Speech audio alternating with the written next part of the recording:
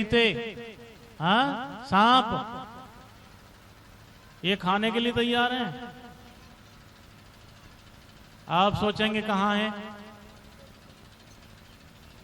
ये झाड़ियां? कौन है ये झाड़ियां? हमारे घर के काम धंधे। ये जंगल और झाड़ियां क्या है? हमारे घर के काम धंधे। ये हमें वहां तक पहुंचने ही नहीं देते, कथा तक, हमें सत्संग तक जाने नहीं देते, हमें कीर्तन तक पहुंचने नहीं देते, क्योंकि काम निबटता ही नहीं है।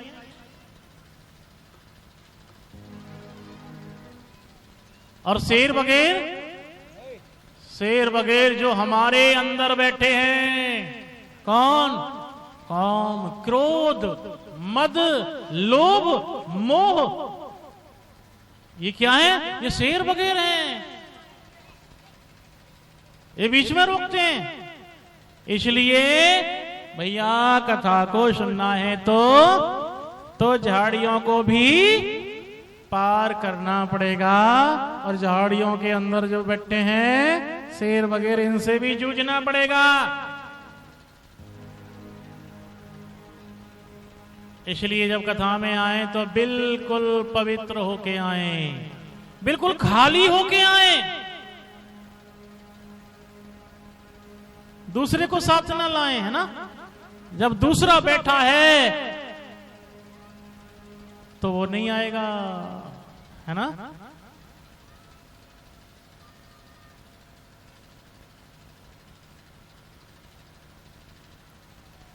कबीरा काजर रेखुआ, अब तो दई न जाए। ऐसे समझिए, कबीरदास जी से कहा किसी ने, बाबा थोड़ा काजल लगा लिया करो, आंखें आपकी बहुत वैसी हो रही हैं। कबीरदास जी कहते हैं, भैया कबीरा काजल रेखुआ, अब तो दई न जाए। नैनन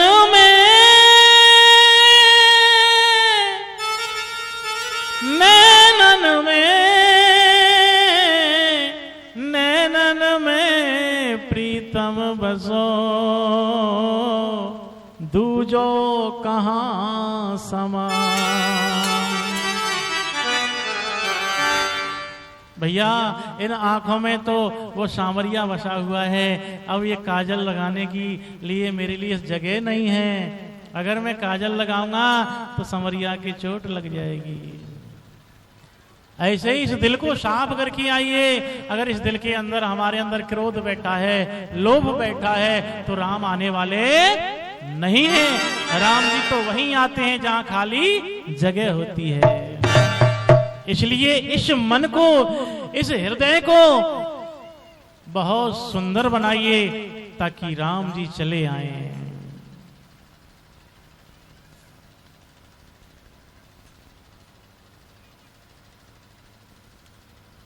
तो बात है कि बाबा ने रामायण को रामचरितमानस नाम क्यों दिया?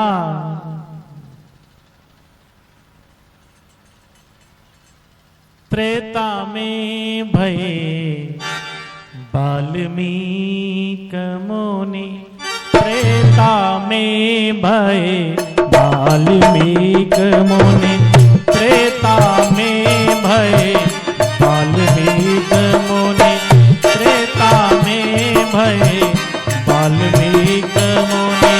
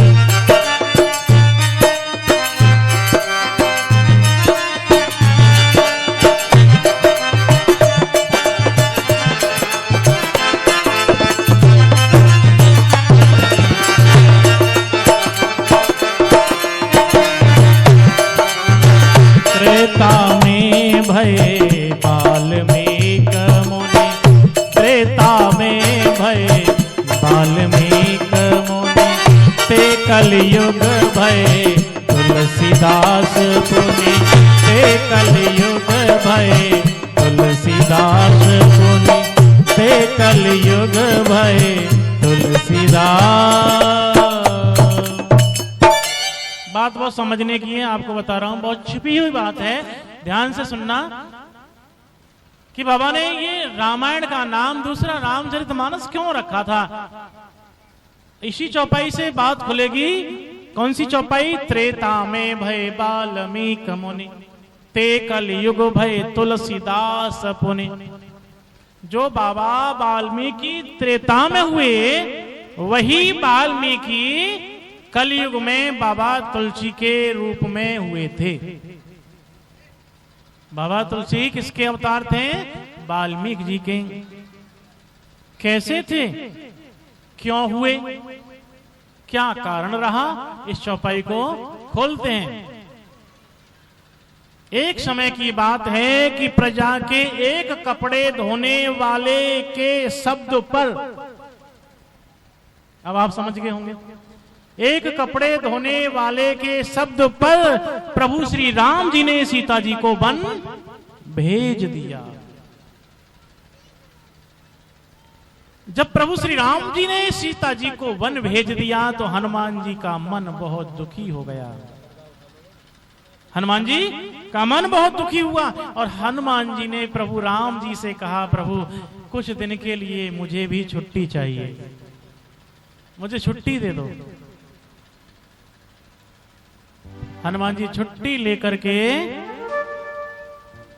चले गए हैं।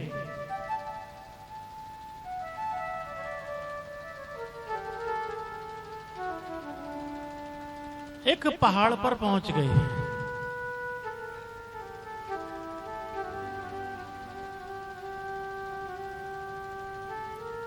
मन बहुत दुखी था क्योंकि मां और पिता अलग अलग हो चुके हैं।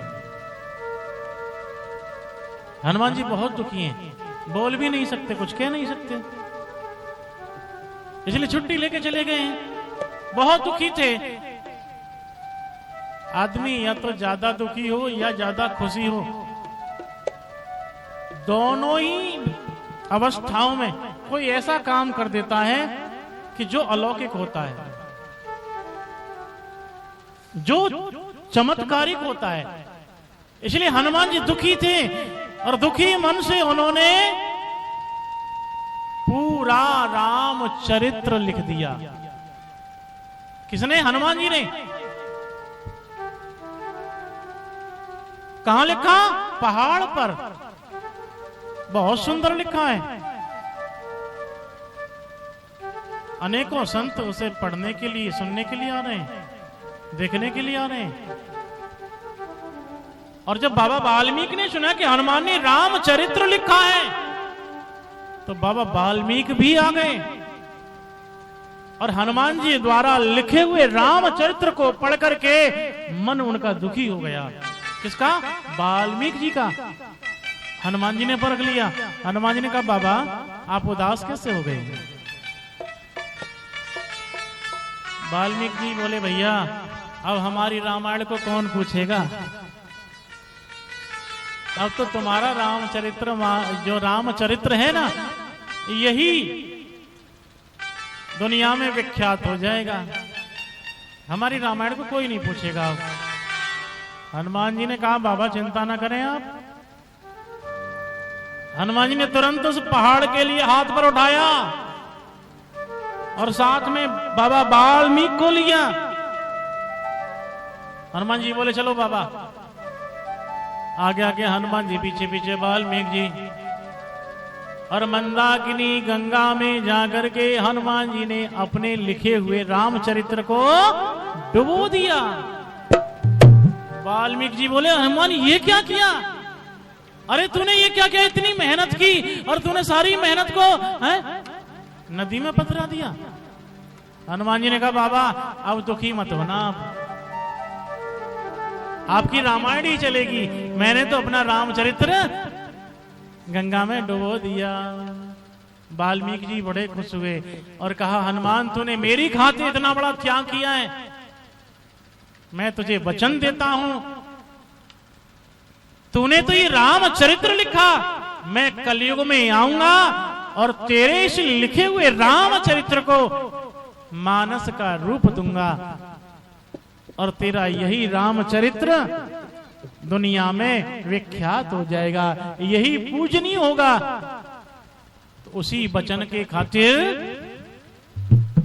रामायण का नाम रामचरित्र मानस रखा गया और वही वाल्मीकि जी बाबा तुलसी बने हैं। इसलिए बाबा ने ये चौपाई दी थी कि त्रेता में भय वाल्मीकि मुनि, त्रेता में भय वाल्मीकि मुनि, ते कलयुग भय तुलसीदास पुनि, ते कलयुग भय तुलसीदास पुनि।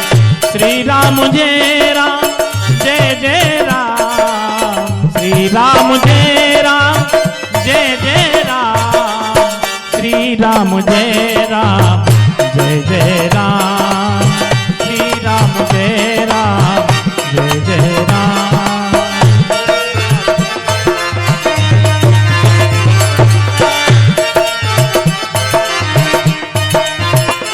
बोलो बोलो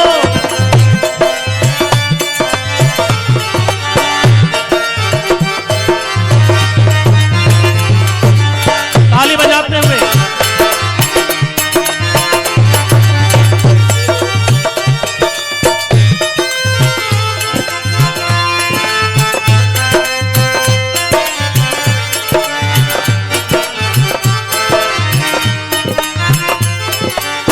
श्री राम जय राम जय जय राम, श्री राम जय राम जय जय राम।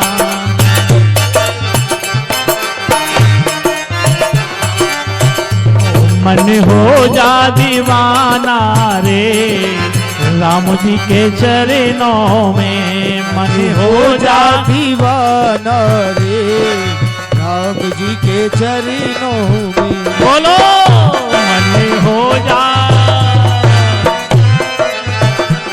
मन हो जा दीवाना रे राम जी के चरणों में, हो जा दीवाना रे राम जी के चरणों में। वो तेरी लेंगे खबरिया रे काऊ दिन एक पल में, तेरी लेंगे खबरिया रे जय जय पल में।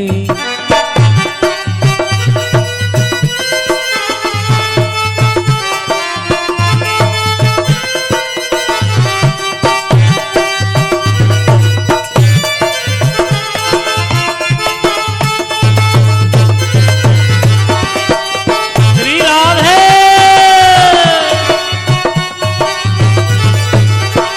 बोलो बोलो। देखो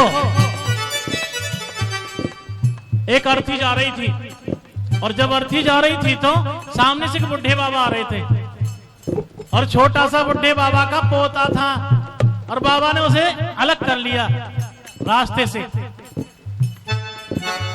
है ना। तो जो छोटा सा बालक था ना, बच्चे बड़े सच्चे होते हैं,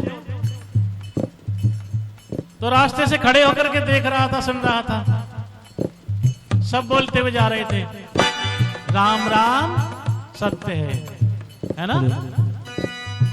ये किसको सुना रहे थे? उस मुर्दे को कह रहे थे। बताओ, जब जब जब वो सुनने लायक नहीं रहा, जब सुनने लायक नहीं रहा तब सुना रहे हैं उसके लिए। राम राम सत्य है, राम राम सत्य है, सब बोलते हुए जा रहे थे और बालक ने सुन लिया, वही ध्यान धर लिया। जब सब निकल गए ना बोलते हुए, अपने बाबा से बोला, बाबा जे सब राम को नाम ले रहे, लेकिन जे लंबा लंबा जो परोकाओ जी चुनाए बोल लो। बालक ने कहा, बाबा जी लंबो लंबो जो परोकाओ जी चुनाए बोल लो। बाबा ने कही, बेटा जे मुर्दो, और मुर्दा कभी राम का नाम नहीं लेता। तो तुम कोई मुर्दे हो, बताओ मुर्दे हो, और ना हो तो फिर बोलो क्यों ना हो, है ना, बोलो। मन हो जा दीवाना रे राम जी के चरणों में, मन हो जा दीवाना रे राम जी के चरणों में। ओ तेरी लेंगे खबरिया रे काओ दिन पल भर में, लेंगे खबरिया रे काऊ दिन पली भर में। हरे रामा राम राम हरे हरे, रामा हरे राम राम राम हरे हरे। हरे कृष्णा कृष्णा कृष्णा हरे हरे, कृष्णा हरे कृष्णा कृष्ण कृष्ण हरे हरे। हरे रामा राम राम हरे हरे, राम हरे राम राम राम हरे हरे। हरि बोल।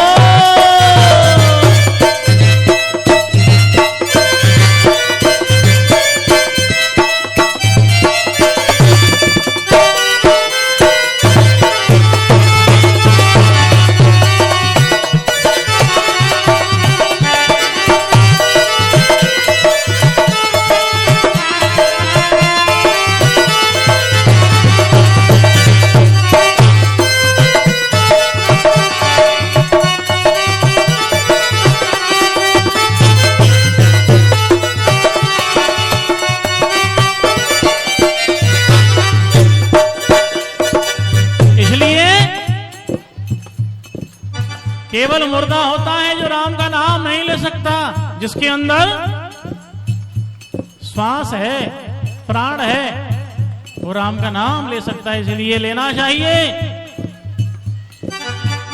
हरि सुमिरन कर लेना कहीं बैठ अकेले में, कहीं सुमिरन कर लेना कहीं बैठ अकेले में।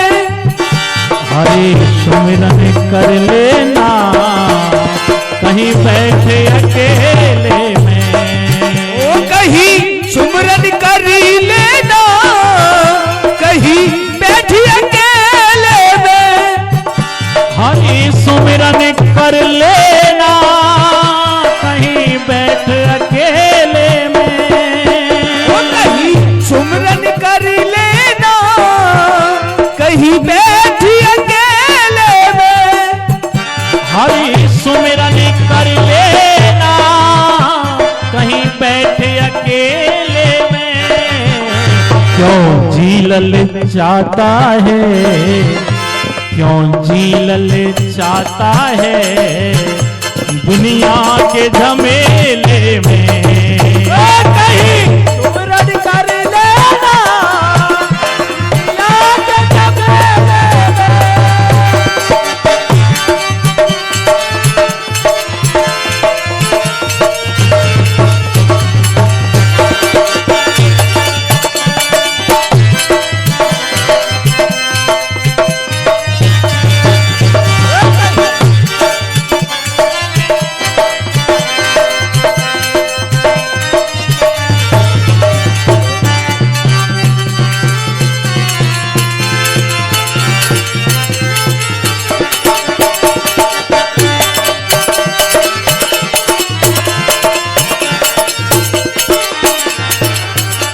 जो वादा करके आया पूरा ना कर पाया, जो वादा करके आया पूरा ना कर पाया।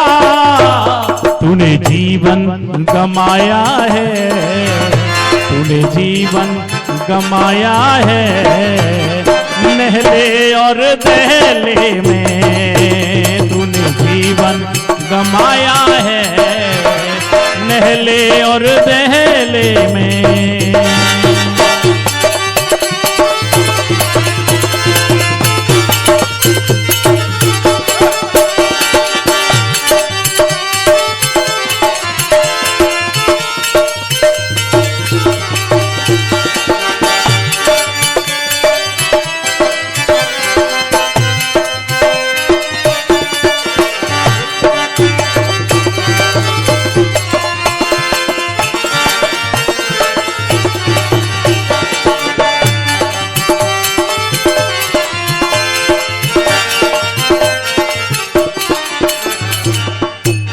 बचपन बीता है, बीतेगा बुढ़ापा भी।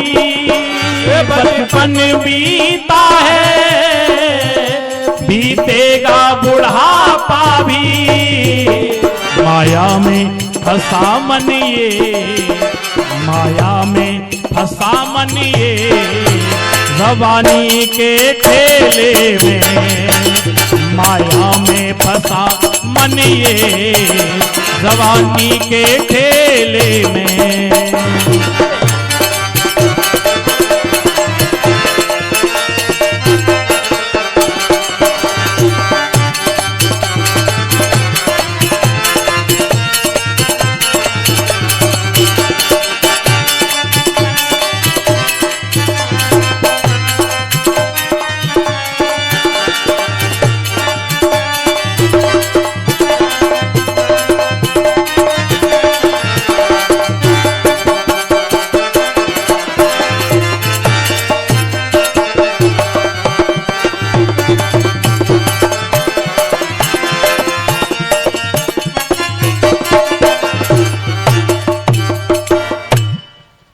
हरि सुमिरन कर लेना,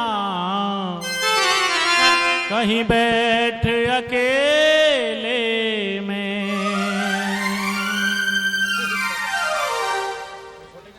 तो जिस ग्रंथ की कथा कहने के लिए जा रहे हैं उसमें 7 सोपान हैं। ज्यादा से ज्यादा चौपाइयां लिखी गई हैं, दोहा हैं, छंद हैं, सोरठा हैं और संस्कृत में श्लोक हैं। 7 सोपान जो कहते हैं ना, पहला कांड दूसरा कांड, उसे सोपान बोलते हैं। तो पहला जो कांड है बालकांड है, जिसमें प्रभु राम जी के जन्म की और विवाह की लीला है। दूसरा कांड अयोध्या कांड है,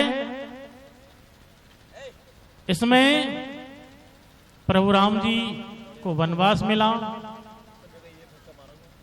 और तीसरा कांड अरण्य कांड, चौथा किष्किंधा कांड, इसमें प्रभु राम जी ने मित्रता का धर्म बताया है, सुग्रीव से मित्रता की है। अरण्य कांड में प्रभु ने भक्ति दर्शाई है, यहां सवरी से भेंट हुई है। पांचवा कांड है सुंदर कांड, इसमें हनुमान जी की वीरता और भक्ति की तलाश, सीता मैया की तलाश हनुमान जी द्वारा है। छठवां कांड लंका कांड है, इसमें युद्ध की लीला है।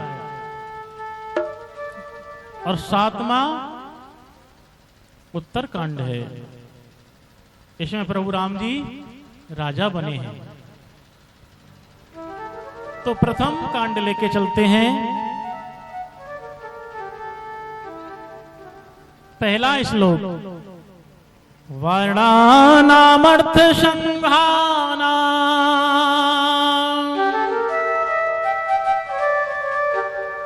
रसानाम छंदसामपि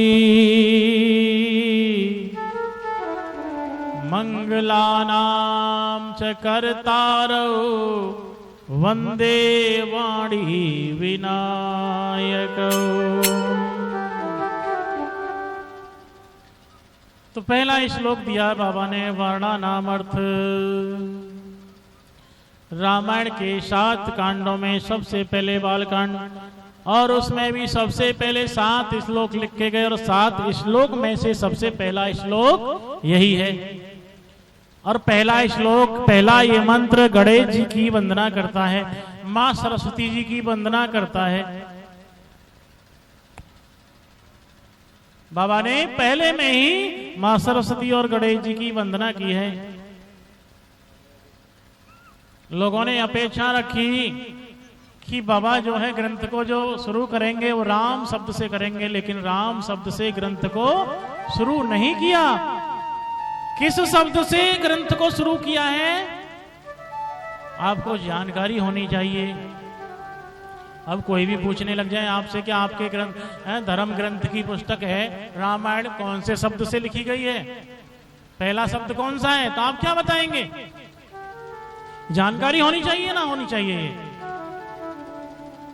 आप तो ये कहेंगे कि राम शब्द से लिखी होगी। इसलिए हर धर्म के व्यक्ति को अपने धर्म ग्रंथ के बारे में जानकारी होनी चाहिए। तो रामायण को कौन से शब्द से लिखा गया? वर्ण, वर्णानामर्थ, वर्ण से। और समापन कहां से किया गया? मानव। पहला शब्द रामायण का है वर्ण और लास्ट का शब्द है मानव। वर्ण और मानव के बीच में क्या है? रामचरित्र।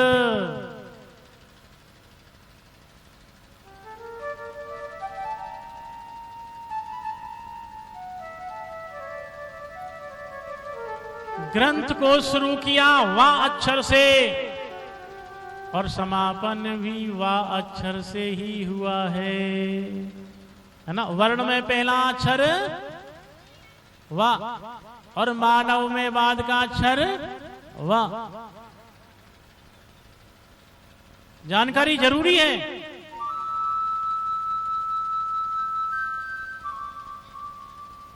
वर्ण शब्द से अभिप्राय अर्थ निकलता है। बाबा ने सोचा कि भविष्य में वर्ण शब्द पर झगड़ा हो जाएगा।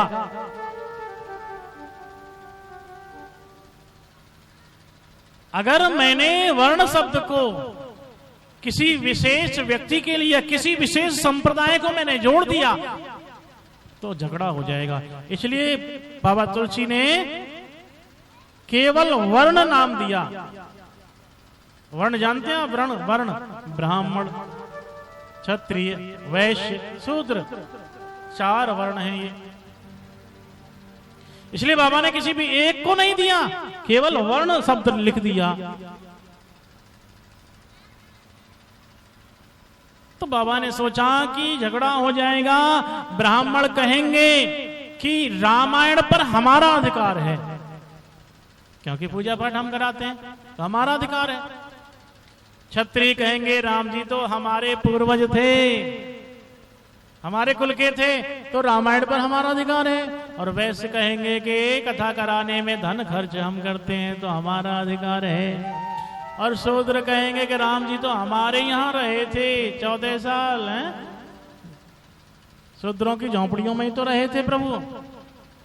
तो शूद्र कहेंगे कि हमारा अधिकार है रामायण पर। इसलिए सांप्रदायिक झगड़ा हो जाएगा। इसलिए बाबा ने किसी एक वर्ण को नहीं लिया। इसमें बाबा ने कह दिया कि मेरी कथा का जो अधिकारी है कौन है? मानव है। पहले वर्ण दे दिया और बाद में मानव, और उसके बीच में रामचरित मानस। इसलिए कथा का अधिकारी कौन है? मानव है, मनुष्य है। इसलिए जो मनुष्य बनने लायक है वही मेरी कथा का अधिकारी है। फिर वो चाहे हिंदुस्तान का हो, चाहे वो पाकिस्तान का हो, चाहे वो इंग्लैंड का हो, चाहे वो अमेरिका का हो, वो कहीं का भी हो। और भैया सच बात तो ये है कि ये रामचरितमानस मनुष्य बनाता है। जो इसे सुन लेता है वो मनुष्य बन जाता है। आप जानते हैं, नहीं जानते तो सुन दें, ध्यान दें और उसे ग्रहण करें। रामायण में एक बात लिखी है कि रावण ने ईश्वर के हाथ से मृत्यु मांगी थी। उसका यही इच्छा थी कि मुझे कौन मारे? मुझे भगवान मारे। इच्छा तो उसकी ये थी, लेकिन जिस समय उसने वरदान मांगा तो उसकी जिह्वा से ये शब्द नहीं निकला कि मुझे भगवान मारे। उसके मुख से क्या निकला? रावण मरण मनुज कर जाचा। रावण के मुख से क्या निकल गया? कि मेरी जो मृत्यु हो वो एक मनुष्य के हाथों हो। रावण मरण मनुज कर जाचा, प्रभु विधि वचन कहिए साचा। भगवान ने कहा ऐसा ही होगा। तो रावण के मुख से निकला मनुष्य। रावण ने मांगा कि मेरी जो मृत्यु हो मनुष्य के हाथों हो, यानी कि समाज में एक सज्जन व्यक्ति पैदा हो जो असद वृत्ति का नाश कर सके, जो बुराई का नाश कर सके। बुराई का नाश कौन कर सकता है? जो सज्जन होगा। ऐसे मनुष्य के हाथों मेरी मौत हो। तो इसलिए राम कथा का जो वर्ण है वो क्या है? वो मानव है। इसलिए राम ने सबको अपनाया है। इसी तरह से इस ग्रंथ ने भी सबको अपनाया है, सबको ग्रहण किया है। तो कोई भी व्यक्ति रामायण को सांप्रदायिक ना समझे। रामायण में अच्छा जीवन जीने के लिए किसी को मना ही नहीं है। राम की सत्य परायणता को कौन नकारेगा? राम की वचन पालनता को कौन छोड़ेगा? राम के एक पत्नी व्रत को कौन छोड़ेगा? राम के भातृ भाव को कौन भूलेगा?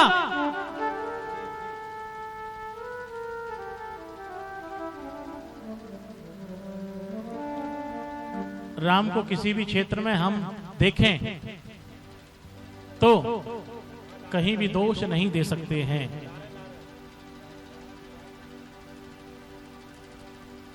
ऐसे हैं मेरे राम, ऐसे हैं मेरे राम,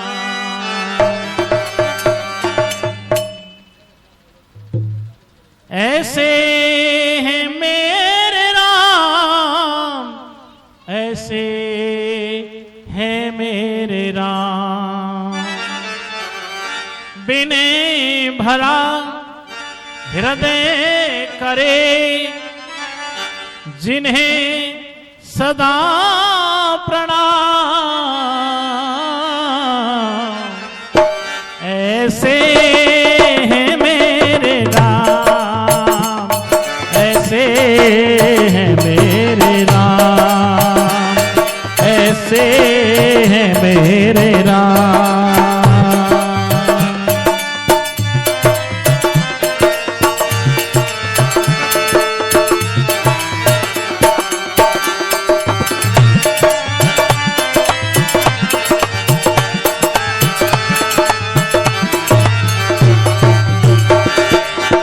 राम पुत्र ना राम शा भ्राता,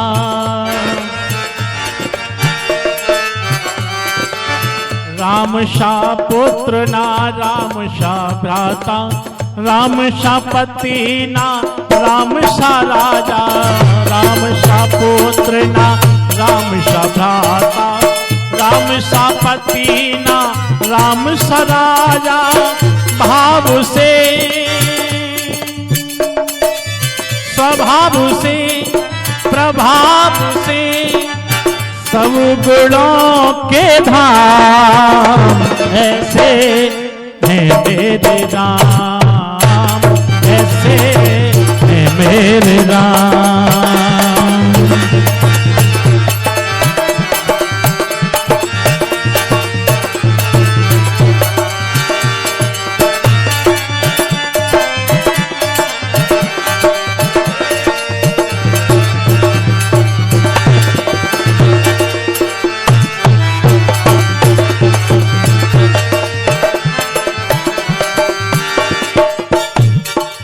राम सा स्वामी न राम सा सेवक, राम सा स्वामी न राम सा सेवक, राम सा श्रोता न राम सा उपदेशक,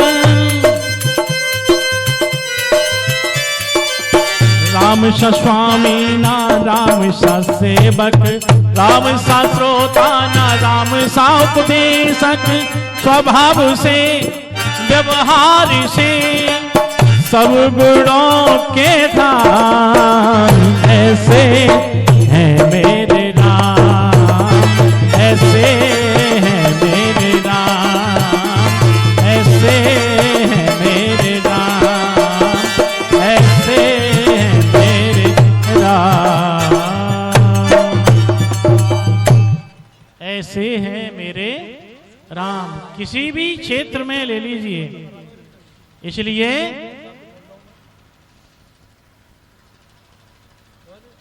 राम जी को आज भी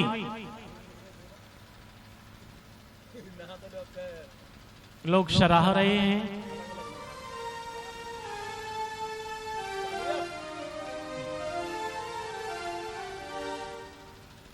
बाबा ने सबको वंदन किया है।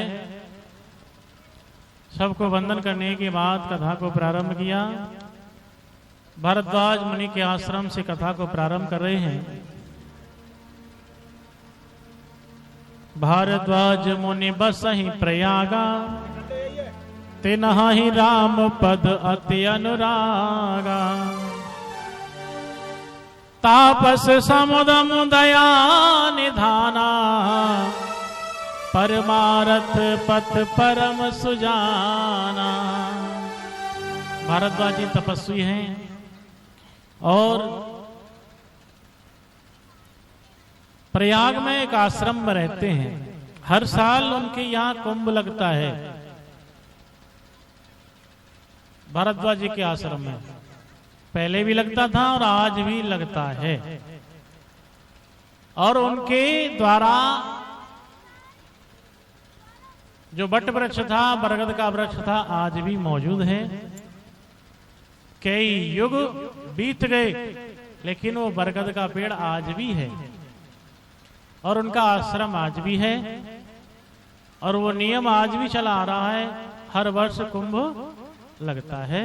माघ के महीने में सभी साधु संत उनके आश्रम में ठहरते हैं। 1 महीने के लिए सब मेहमान बनते हैं और 1 महीने के बाद सब अपने अपने गंतव्य को चले जाते हैं। एक समय की बात है कि महाराज के यहां पर सभी साधु संत कुंभ के बाद, माघ स्नान के बाद अपने अपने यहां जा रहे थे। सबको भारद्वाज जी विदा करते हैं। लेकिन जब एक संत ने बाद में विदाई मांगी तो भारद्वाज जी ने रोक लिया। कहा, बाबा आप रुक जाइए, आप मत जाइए। उस संत ने कहा, बाबा मैं भी आपके यहाँ 1 महीने के लिए मेहमान था, मुझे भी जाना है। तो भारद्वाज जी कहते हैं, नहीं बाबा आप रुक जाइए, आपसे मुझे कुछ काम है। बाबा मेरे मन में एक शंका है। क्या शंका है? भारद्वाज जी कहते हैं, बाबा शंका ये है कि मुझे राम के बारे में बताइए। देखिए, जिस व्यक्ति को 4 वेद, 18 पुराण, 6 शास्त्र कंठस्थ याद हो, ऐसा व्यक्ति ये कह रहा है कि मुझे राम के बारे में बताओ। कह सकता है क्या? इतना विद्वान, इतना ज्ञानी व्यक्ति ऐसी बात कह सकता है? लेकिन नहीं, ये अपने लिए नहीं कहा उन्होंने जगत कल्याण के लिए कहा। किसके लिए? जगत कल्याण के लिए। क्या कहा? कि मैं राम को नहीं जानता, मुझे राम के बारे में बताइए। यानी कि उन्होंने राम कथा सुनने की इच्छा प्रकट की। तो याज्ञवल्क्य जी मुस्कुरा गए, समझ गए कि इनकी इच्छा राम कथा सुनने की हो रही है, इसलिए रुक गए। और फिर भारद्वाज जी कहते हैं, बाबा ऐसी बात नहीं है कि मैं राम को बिल्कुल नहीं जानता हूं, एक राम को मैं जानता हूं। भारद्वाज जी क्या करें? मैं एक राम को जानता हूं। कौन से राम को? एक राम दशरथ का बेटा,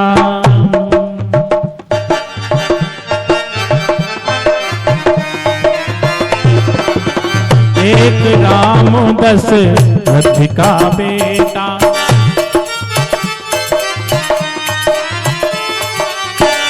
एक एक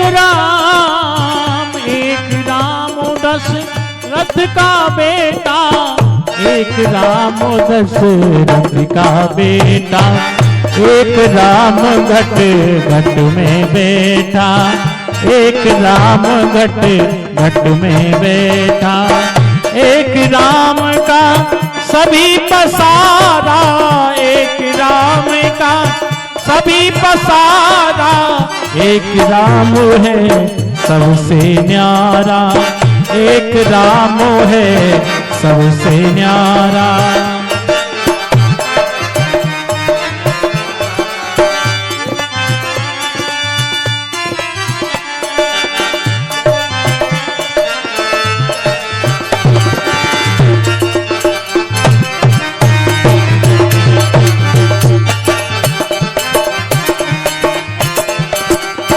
ये कौन कह रहे हैं? ये भारद्वाज जी कह रहे हैं कि मैं एक राम के बारे में जानता हूं।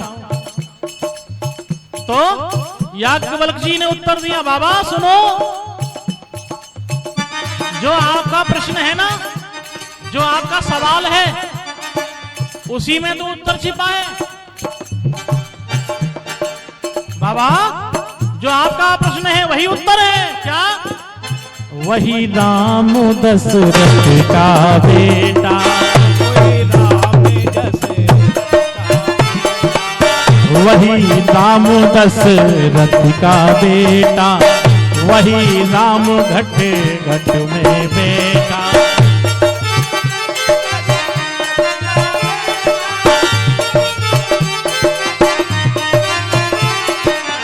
उसी राम का सभी पसारा, वही राम है सबसे न्यारा।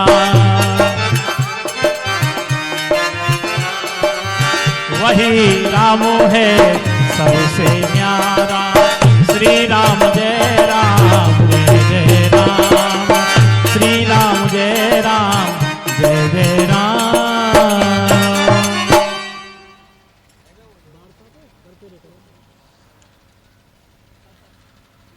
तो उत्तर मिला कि वही राम दशरथ का बेटा, वही राम घट घट में बैठा, उसी राम का सभी पसारा, वही राम है सबसे न्यारा।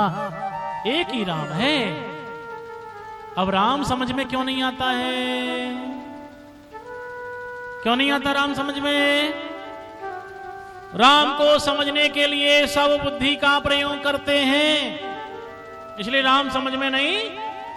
भाई कहां तो राम और कहां हमारी छोटी सी बुद्धि। जब हम इस बुद्धि से एक दूसरे को नहीं जान पाते हैं, क्या जान पाते हैं? क्या नहीं जान पाते हैं ना भाई। हम सामने वाले को नहीं पहचान पाते कि सामने वाला है क्या। कोई पता है कि सामने वाले के अंदर कैसी आत्मा है? इस बुद्धि से नहीं जान सकते हम। इस बुद्धि से तो बाप अपने बेटे को नहीं जान पाता है, बेटा अपने बाप को नहीं जान पाता इस बुद्धि से। तो राम को तो जानना बहुत टेढ़ी खीर है साहब, है ना? बहुत टेढ़ी खीर है। टेढ़ी खीर खाइए कभी? नहीं खाई? आपने टेढ़ी खीर ही नहीं खाई कभी? लोग कहते हैं ना कि बहुत टेढ़ी खीर है साहब। चलो टेढ़ी खीर खा लो। एक अंधे बाबा थे, अंधे, जन्म से ही अंधे।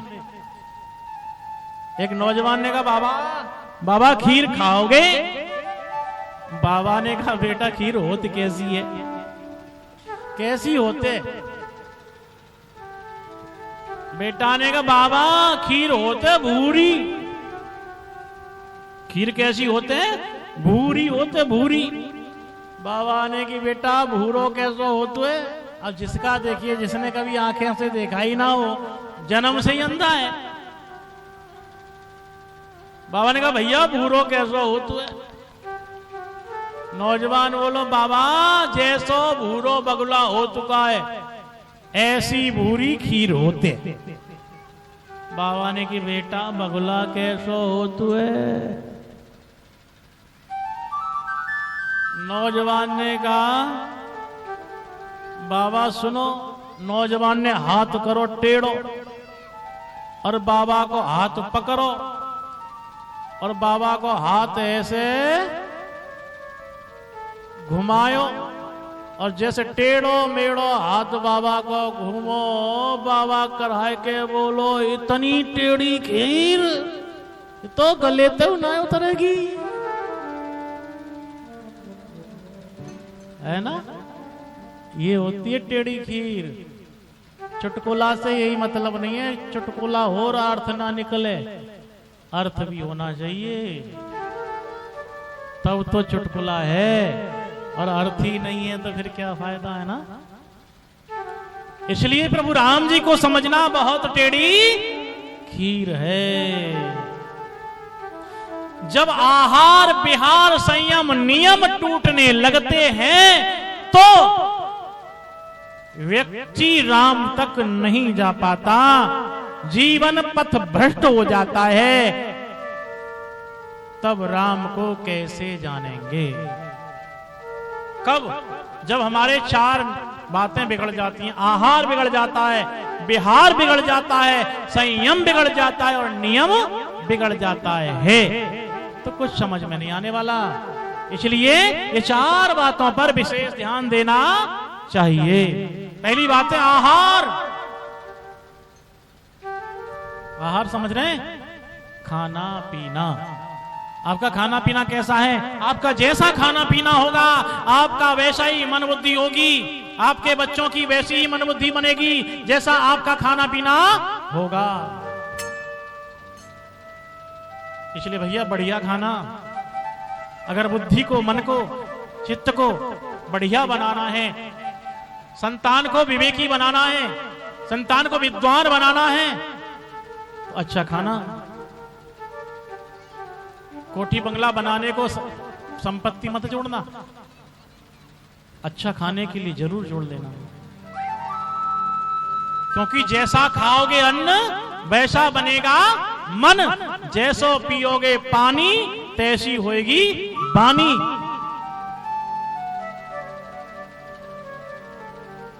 इसलिए ये कोल्ड ड्रिंक वगैरह मत पिया करो, ये बहुत गंदी चीज है।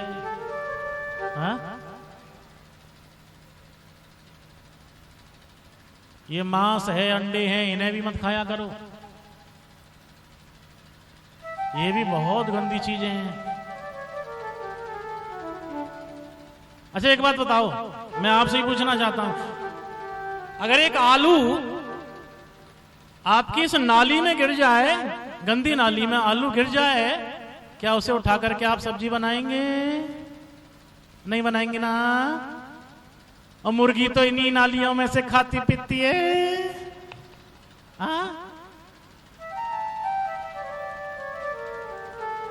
फिर क्यों बना रहे हो भैया? खाती पीती है ना।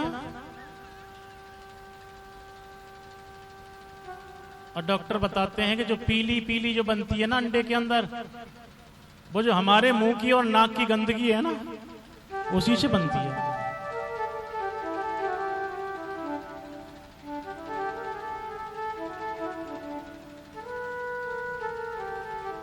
और उसे तुम खा रहे हो गंदी चीज को, है? गंदगी को खा रहे हो, तो क्या बुद्धि आपकी प्रखर बनेगी? बुद्धि तेज होगी? बालक आपका शिवाजी बन जाएगा? बच्चा आपका महाराणा प्रताप बन जाएगा क्या? है? नहीं बनेगा।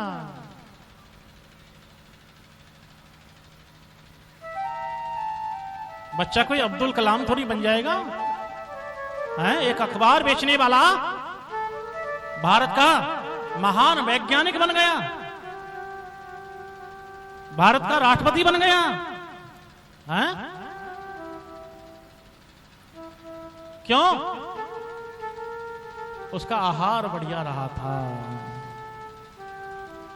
किसी जाति, किसी धर्म विशेष की बात नहीं है, ये हमारे घर गृहस्थ की बातें हैं। तो सबसे पहले हमें क्या संभालना है? अपना आहार संभालना है। खाने की ही बात नहीं है, बनाने की भी बात है।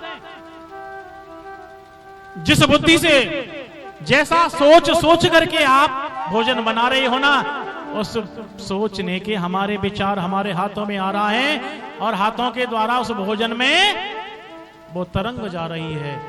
इसलिए भोजन बनाते समय आपके विचार बढ़िया होने चाहिए, विचार शुद्ध होने चाहिए, तो खाने वाले की बुद्धि बढ़िया बनेगी। पहला जमाना क्या था, माताएं पूड़ी बेलती थी जब घर में कोई शादी सगाई होती थी, होता था ना यही, कोई हलवाई काम नहीं करते थे, माताएं बेलती थी। हलवाई तो केवल सेकने पे रहते थे, एक हलवाई काम चलाता था। लेकिन अब तो दारू पीने वाले कम से कम 50 हलवाई लगते हैं शादी में, और बिना दारू के वो बनाते नहीं है। बीड़ी सुटिया रहे हैं और आटा गूंद रहे हैं, बीड़ी पी रहे हैं, आटा गूंद रहे हैं।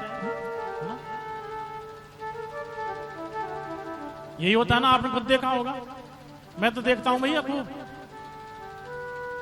रिफाइंड की थैली मुंह से फाड़ रहे हैं और उसे वहीं डाल रहे हैं, खूब देखता हूं। मैं खाता ही नहीं, मैं दावत में जाता नहीं,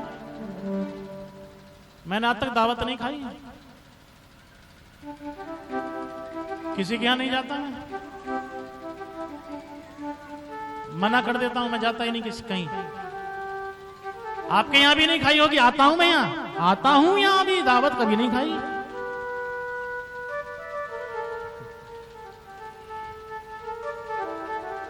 और प्लास्टिक के बर्तन में नहीं खाता कभी।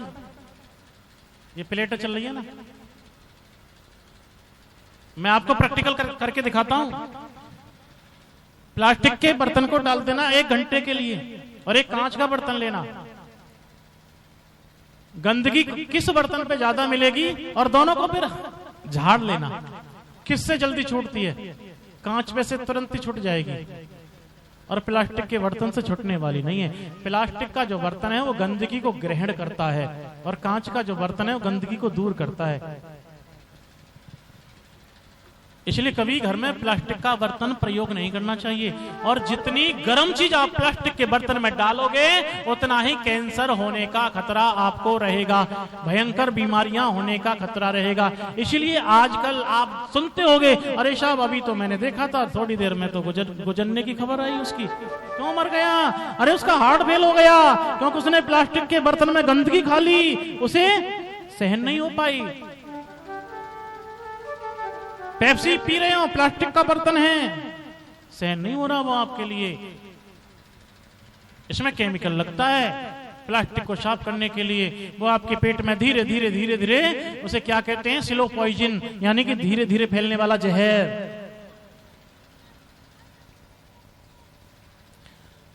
तो इसलिए अपने आहार को संभालिए, पहला नियम है ये आहार। कथा ही कह रहा हूं मैं, अलग से नहीं बोल रहा, ग्रंथ से ही बोल रहा हूं। ये बस सोच रहे हैं कि महाराज जी क्या बक रहे हैं, है ना। पहला नियम है आहार। फिर दूसरा विहार। विहार का मतलब आपका उठना बैठना रहना सहना कैसा है, कैसी जगह है, कहां बैठ रहे हैं आप। इसलिए अच्छी जगह पे बैठोगे तो अच्छे संस्कार आएंगे, बुद्धि बढ़िया बनेगी। आप अच्छी जगह बैठेंगे तो आपकी संतान भी आपको देख देख करके अच्छी जगह बैठेगी। कल बताया था ना कि संतान जैसा देखती है वैसा ही वो ग्रहण कर लेती है, वैसा ही वो सीख जाती है। कोई भी आपकी नजरों में गलत काम है वो संतान के सामने मत करो, छोटे बच्चों के सामने मत करो। कोई भी आपके अंदर अवगुण है, चलो बीड़ी पीने का ये अवगुण है आपके अंदर, तो उसे अपनी संतानों के सामने मत उजागर करो कि हमारे पिताजी हमारे दादाजी बीड़ी पीते हैं, छिप के बीड़ी पियो।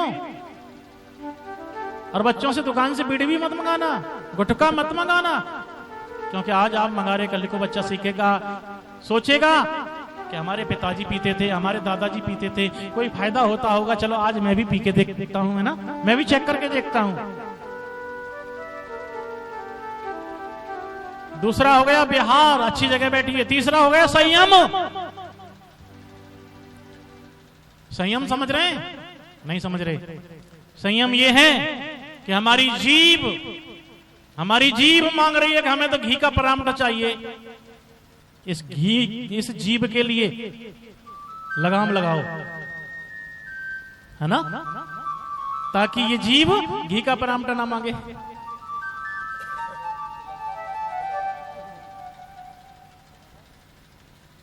हमारी आंख अगर गलत देख रही है तो इसको बंद करो,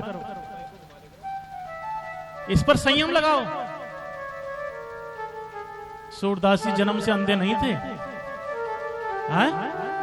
सूरदास जी जन्म से अंधे नहीं थे, फिर कैसे थे? उनकी आंख बिगड़ गई, आंख बिगड़ गई, सुंदरता देख ली, और आंख के द्वारा फिर मन बिगड़ा। जब आंख खराब होती है तो मन बिगड़ जाता है, और मन बिगड़ता है तो बुद्धि खराब हो जाती है। सूरदास जी ने सोचा ये किसकी खता है ना? भाई मैंने तो अपने मन को कंट्रोल में रखा है, मैंने अपनी इंद्रिय को कंट्रोल में, फिर किसकी खता है? कौन सी इंद्रिय ने गलती की? किस इंद्रिय ने गलती की है, उसी को सजा मिलनी चाहिए। इसलिए सूरदास ने देखा ये तो आंखों से हुआ है, हाँ? ये तो आंखों से हुआ है। गलती किसकी? आंखों की। चरखा चलाने वाला, चरखा के अंदर जो तकुआ होता था, आपने देखा होगा, नहीं देखा है? नई बहुओं ने नहीं देखा है, वो तो पुरानी अम्माएं थी हैं, उन्होंने सब देखा है। वो तकुआ निकाला चरखे का और दोनों आंखों में मार लिया। तुम्हारी ही खता है। इसे कहते हैं संयम। संयमी बनिए। जौन सी इंद्रिय हमारी खराब हो रही है उसको कंट्रोल में रखिए। चौथा है नियम। नियम बनाइए। हमें 4 बजे जागना है तो जागना है, हमें 8 बजे तक भोजन तैयार करना है तो करना है। ये नहीं, बहाना नहीं होना चाहिए कि आज चलो 10 बजे कर लेंगे ना। नियम तो नियम है। हमें भजन करना है तो करना है, डेली करना है। ये नहीं अरे साहब आज तो काम ज्यादा, चलो थक गए, कोई बात नहीं, करना है। ये नियम है। इसलिए ये 4 बातें जिसके जीवन में है वो सामने वाले में राम को ही जानेगा कि सामने वाला कौन है, राम ही है। इसके अंदर भी राम है, उसके अंदर भी राम है। इसलिए ये 4 बातों को विशेष ध्यान रखना, जीवन धन्य बन जाएगा। तो याज्ञवल्क्य जी रुक गए और भारद्वाज जी को कथा के लिए तैयार हो गए। और भारद्वाज जी ने अपने आश्रम में बरगद के पेड़ के नीचे बहुत सुंदर गद्दी बनाई और याज्ञवल्क्य जी को उस गद्दी पर बिठाया और स्वयं नीचे बैठे हैं और प्रभु राम जी की कथा को सुना है। किसने? भारद्वाज जी ने। इतने बड़े तपेश्वरी, इतने बड़े विद्वान खुद कथा कहां सुन रहे हैं? नीचे बैठ करके सुन रहे हैं। कहने का तात्पर्य यह है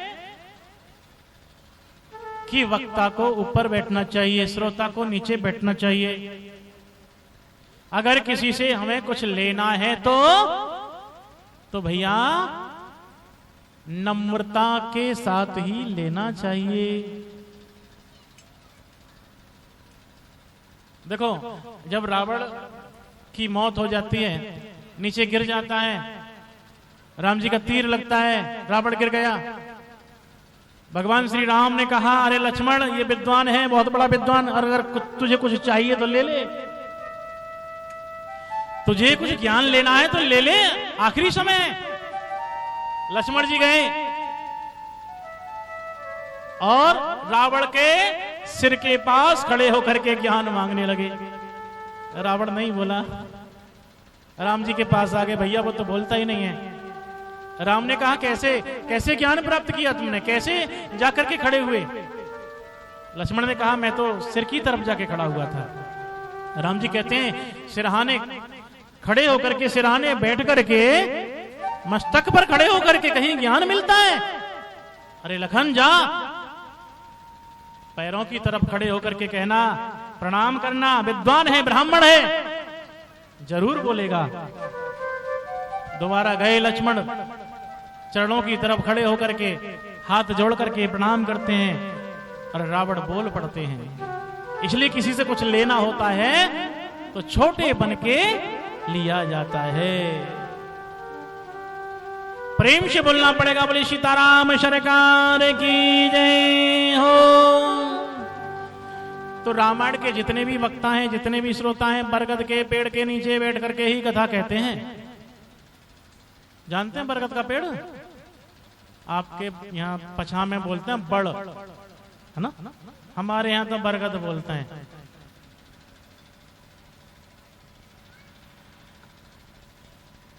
हाँ, तो बरगद का जो पेड़ होता है ना, वो विश्वास का प्रतीक होता है।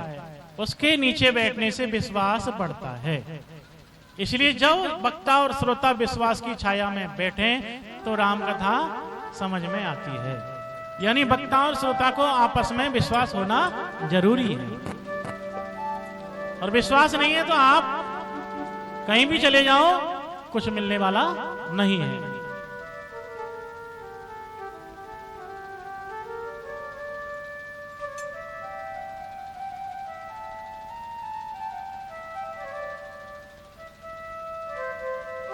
कथा प्रारंभ कर रहे हैं।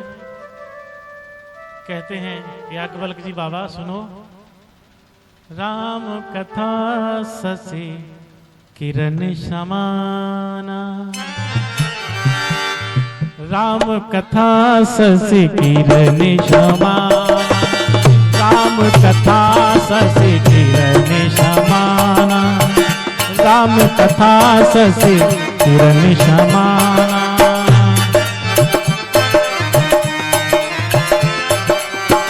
राम कथा ससी किरण समाना, संत चकोर करई जेहि पाना, संत चकोर करई जेहि पाना।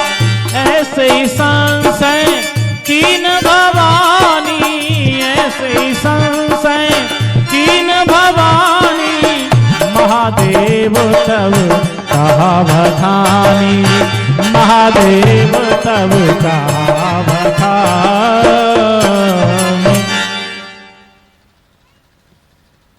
याज्ञवल्क्य जी कहते हैं बाबा ये कथा है राम कथा। और किसके समान बताई? शशि, शशि माने चंद्रमा, चंद्रमा की किरण के समान, शशि किरण समाना। चंद्रमा के समान नहीं, चंद्रमा की किरण के समान। क्यों? क्योंकि चंद्रमा तो कभी बढ़ता है तो कभी घटता है, लेकिन चंद्रमा की जो किरण होती है ना, वो एक समान रहती है हर मौसम में, कभी घटती बढ़ती नहीं है। सूर्य की किरण के समान नहीं बताया, क्योंकि सूर्य की किरण तो कभी कम हो जाती है, कभी तेज हो जाती है। इसलिए राम कथा भी चंद्रमा की किरण के समान है। इसकी महिमा कभी भी घटती नहीं है।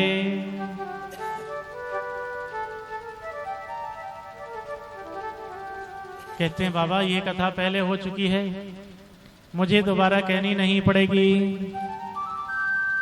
ये कथा तो बाबा पहले हो चुकी है,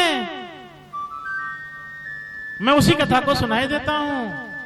कब हो गई है? एक बार त्रेता जुग माही, एक बार, एक बार,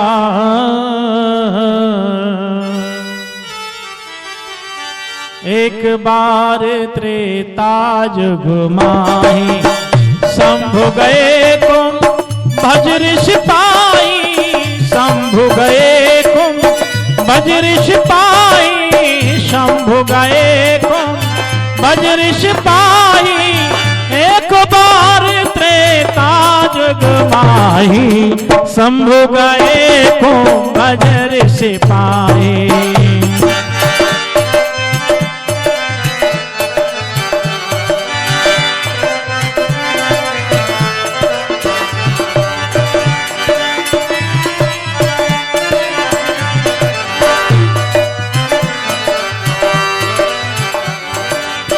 संग सती जग जननी भवानी, पूजे ऋषि अखिलेश्वर जानी, पूजे ऋषि अखिलेश्वर जानी।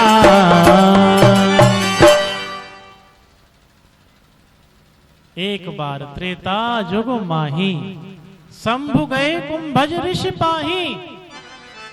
त्रेता युग की बात है बाबा। भगवान शंकर कहाँ गए? कुंभज ऋषि के आश्रम में। कुंभज किसे कहते हैं? कुंभ माने घड़ा, और जय का मतलब जन्म, जिसका जन्म घड़े से हुआ हो उसको कहते हैं कुंभज। इनका दूसरा नाम है अगस्त ऋषि। किसके यहां गए? कैलाश से उतरे। कितनी ऊंचाई है सामरिया जी कैलाश की हमारे यहां से?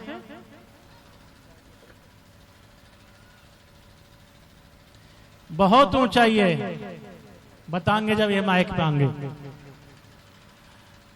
तो बहुत ऊंचाई से उतर करके समुद्र के किनारे दक्षिण दिशा में भगवान शंकर कथा सुनने के लिए गए हैं। अगस्त ऋषि के आश्रम पे। जिसका जन्म किससे हुआ? घड़े से हुआ है। घड़े से पैदा हुए हैं अगस्त जी। दो संत घड़े से पैदा हुए हैं, एक वशिष्ठ जी और एक अगस्त जी। घड़ा गागर ये मिट्टी का जो है,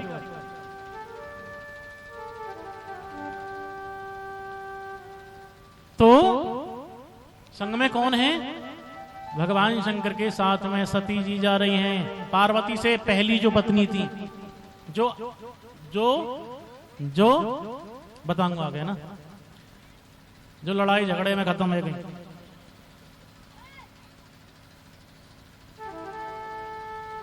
नाराजी में खत्म हो गई। क्रोधी ज्यादा थी। पत्नी को ज्यादा क्रोध नहीं करना चाहिए।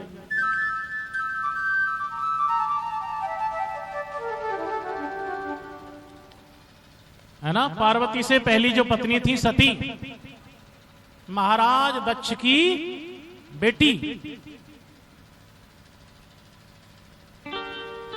वो साथ में है।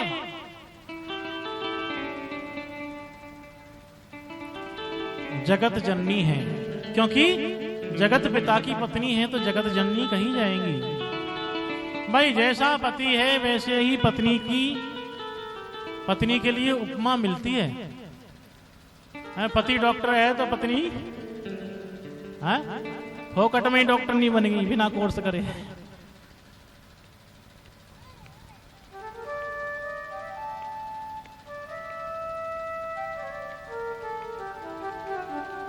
तो सती जी संग में गई हैं और अगस्त जी के आश्रम पर पहुंच गए। अगस्त जी को मालूम पड़ गया मेरे आश्रम में कौन पधारे हैं? देवों के देव महादेव पधारे हैं। और तुरंत जो है अगस्त जी भगवान शंकर के चरणों में दंडवत प्रणाम करने लग जाते हैं। दंडवत प्रणाम जानते हैं आप? दंडवत प्रणाम करना, लाठी होती है ना, नीचे गिरा दो, उसे कहते हैं लेट करके जो प्रणाम किया जाता है वो दंडवत प्रणाम होता है। लेकिन ये पुरुषों के लिए है केवल, ये नियम केवल पुरुषों के लिए है, माताओं के लिए नहीं है। इसलिए माताएं जो है उल्टी प्रथा मत चलाया करो, है लकीर की फकीर मत बना करो, है ना।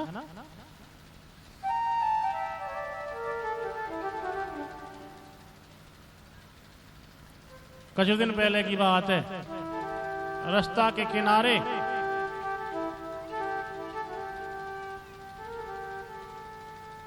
एक गधा मरेगो। गधा मरेगो। लोगों ने देखी बदबू आ रही है,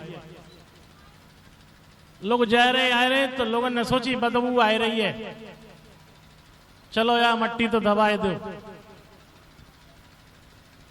अब लोगों ने मट्टी तो दबाए के ढोरो सो बनाए दो, ढोरो सो, समझ रहे हैं? मेड़सी बन गई हूं है, मट्टी खट्टी है गई तो। अब लोग निकल के जावे, अब गलती ते काव है, काऊ के वहां 10 रुपया गिर गए जेब में ते खिसक के, 10 रुपया गिर गए वहां। अब पीछे थे माताओं की भीड़ चली आ रही। मातन ने सोची कि काऊ को जे तो मठ हुए, रुपया चढ़ रहे। जो ले बटुआ में ते निकाल है 10 रुपया चढ़ा, बटुआ में ते निकाल है 10 रुपया चढ़ा। अब तो वहां सावधान इकट्ठो है गो लोग ने जो है बाको पैसा इकट्ठो वो तो बढ़िया सीमेंट ते हैं बढ़िया मठ बनवाए दो। अब तो भैया वहां पूजा होने लगी है, चढ़ावो चढ़ने लगो, प्रसाद चढ़ने लगो। तो भैया ऐसे लकीर के फकीर मत बना करो,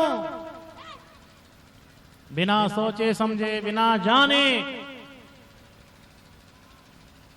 बिना पहचाने कोई भी काम नहीं करना चाहिए। हमारे हिंदुस्तान में ज्यादातर 90% ऐसा ही हो रहा है, ऐसा ही है। अब तो गर्दन हिला रहे हो, लेकिन कल को फिर आपको करना पड़ेगा। हाँ, साल भर बाद जाओगे, फिर हरी चूड़ी पहन के आओगे वहां से, हैं? करते हो ना आप, मठों पे जाते हो ना,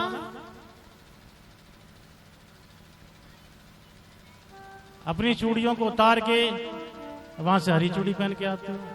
अरे मंदिर जाओ ठीक है, लेकिन मरे मुर्दे पर जा रहे हो आप लोग, हैं?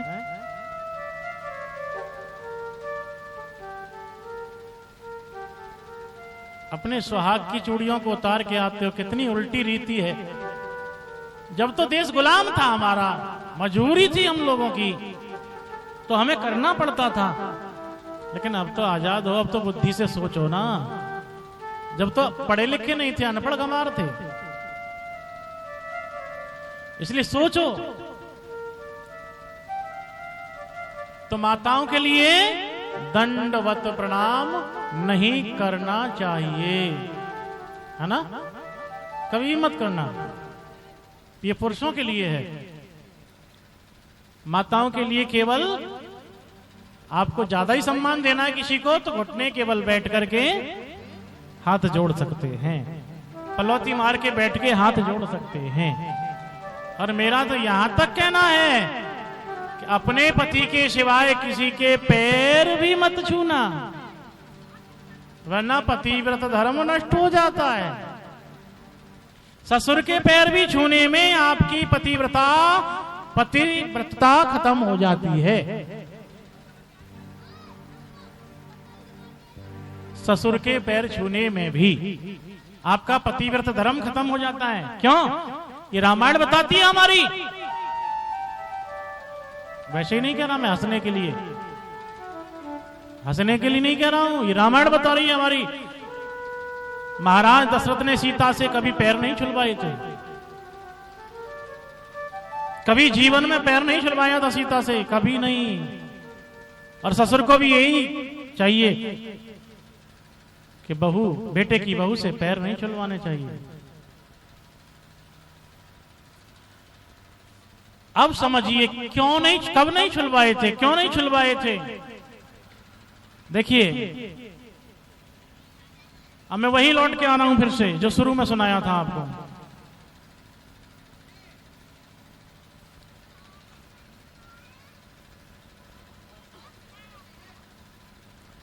हाँ जी, सास के छुओ, सास के क्यों नहीं छुएंगे, सास के क्यों नहीं छुएंगे भाई। मैं आपको पहले पूरा सुना करो, पूरा सुनने के बाद जब आरती के बाद पूछना है, जो कुछ भी पूछना है ना। आइए, मैं छिपी हुई बात बता रहा हूं आपके लिए। मुझे केवल आपके लिए वो बातें बतानी है जो आपके जीवन में काम आने वाली है। मुझे वो ड्रामा नहीं, ड्रामा की कथा नहीं है मेरे पास। सीता जी को वन क्यों जाना पड़ा, अकेली को क्यों वन जाना पड़ा।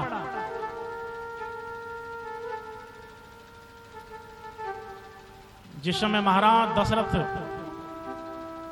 की मृत्यु हुई थी ना, उसी समय राम की उम्र खत्म हो चुकी थी। राम की उम्र खत्म हो चुकी थी, लेकिन महाराज दशरथ ने पहले ही ये वचन दे दिया था कि मेरी जो बकाया उम्र है वो राम को मिल जाए।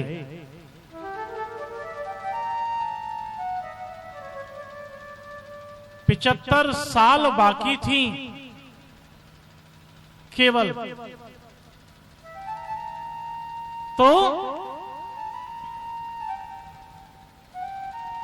लेकिन देवताओं की गिनती अलग है, ये तो हमारे अब की गिनती बता रहा हूं मैं। तो जिस समय महाराज की मृत्यु हो जाती है और महाराज की जो उम्र थी वो राम को मिल जाती है। अब जो राम जी हैं वो महाराज दशरथ की उम्र को जी रहे थे। राम जी ने सोचा कि सीता अब मेरे पैर छुएगी, मेरे पास रहेगी तो पैर छुएगी, और पैर छुएगी तो उसका पतिव्रत धर्म नष्ट हो जाएगा, क्योंकि पिताजी ने कभी ऐसा कराया नहीं था। और अब मेरी उम्र जो लगने वाली है, अब पिताजी की उम्र से मैं जीने वाला हूं। इसीलिए महाराज ने, श्री राम जी ने सीता जी को वन भेज दिया था। मर्यादा बचाने के लिए इतना बड़ा त्याग किया है, तभी तो मर्यादा पुरुषोत्तम राम कहते हैं उन्हें। इसलिए वन भेजा था। वन भेजने के बहुत बड़े कारण थे सीता को वन भेजने के।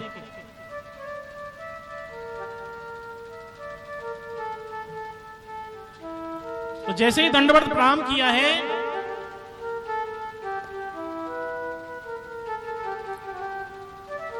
जैसे अगस्त जी ने भगवान शंकर को प्रणाम किया, उसी तरीका से सती को प्रणाम किया।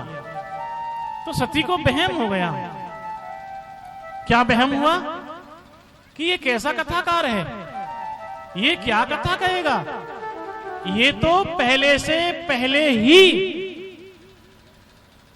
मेरे पति के पैर छू रहा था अभी तो, और अब मेरे भी छूने लग गया। ये क्या कथा कहेगा, वहम पैदा हो गया। और जब वहम हो जाता है तो फिर समझ में कुछ आने वाला नहीं है। कथा तो हुई, सती बैठी भी रही, लेकिन बाबा कहते हैं कि राम कथा मुनि वर्ज बखानी और सुनी महेश परम सुख मानी। किसने सुनी? महेश ने सुनी, सती ने नहीं सुना, इसलिए सती का नाम नहीं आया। और पहली लाइन में नाम है संग सती, यानी सती संग में है। संग सती जग जननी भवानी, सती संग में है। लेकिन जब कथा शुरू हुई तब नाम नहीं आया। सुनी महेश परम सुख मानी। किसने सुनी? महेश ने सुनी। जो सुन लेता है वो बड़ा बन जाता है। जब गए थे तो 2 अक्षर वाले थे, शंभु। शंभु नाम आया ना, शंभु गए कुंभज ऋषि पाही। कहां गए? कुंभज ऋषि के यहां गए। तो और जब कथा सुन ली तो सुनी महेश, 3 अक्षर वाले हो गए। जो सुन लेता है वो बड़ा हो जाता है ना, और जो नहीं सुनता वो छोटे का छोटा ही रह जाता है।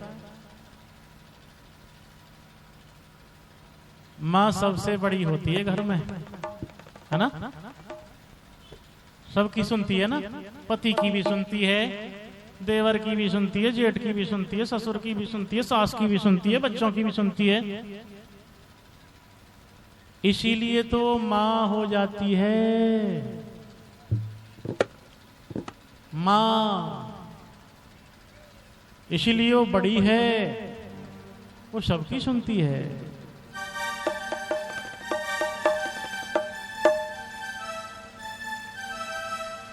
इसलिए जो सुनता है वो बड़ा हो जाता है। सुनाने वाला बड़ा नहीं होता, सुनने वाला बड़ा होता है। क्यों? क्योंकि जो चौकी पे बैठे चौकीदार और जमीन पे बैठे जमींदार। तो हुआ ना सुनने वाला बड़ा।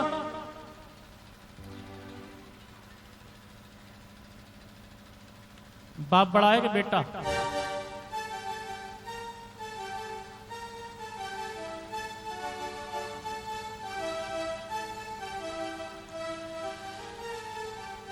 बड़ा तो बेटा ही है। क्यों? भाई जब तक बेटा पैदा नहीं हुआ तब तक कोई हमें बाप नहीं कहता था। भाई उसने पैदा होके ही तो हमको बाप बनाया। भाई आप बाबा कब बनते हैं? जब नाती पोता पैदा होता है तभी तो बाबा बनते हैं, उससे पहले तो बाप ही थे।